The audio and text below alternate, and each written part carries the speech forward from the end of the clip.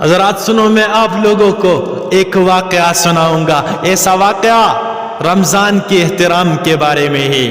سنو، یہ وہ وقت تھا جب مسلمان غالب تھے اور کفار ان کے درمیان رہتے تھے کہ ایک مرتبہ ایک مجوسی کے بیٹے نے رمضان المبارک کے دنوں میں کھانا کھایا۔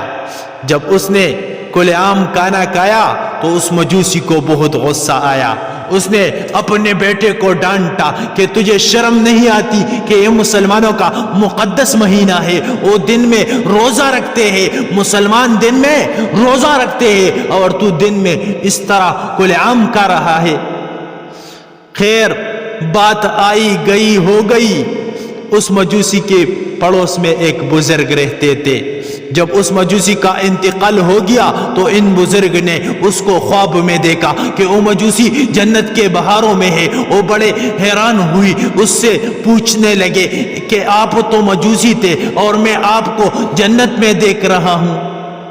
وہ جواب میں کہنے لگا کہ ایک مرتبہ میرے بیٹے نے رمضان المبارک میں کل عام کھانا کھایا تھا اور میں نے رمضان المبارک کے ادب کی وجہ سے اس کو ڈانٹا تھا۔ اللہ تعالیٰ کو میرے یہ عمل اتنا پسند آیا کہ موت کے وقت مجھے کلمہ پڑھنے کی توفیق نصیب فرما دی، اسی طرح مجھے اسلام پر موت آئی اور اب میں جنت میں مزے لے رہا ہوں۔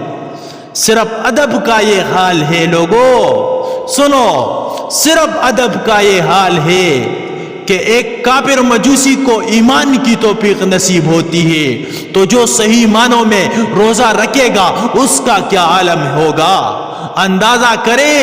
اسی طرح جو آدمی رمضان کے بے احترامی کرے گا اس کی سزا کیا ہوگی، اس کا بھی اندازہ کر لے۔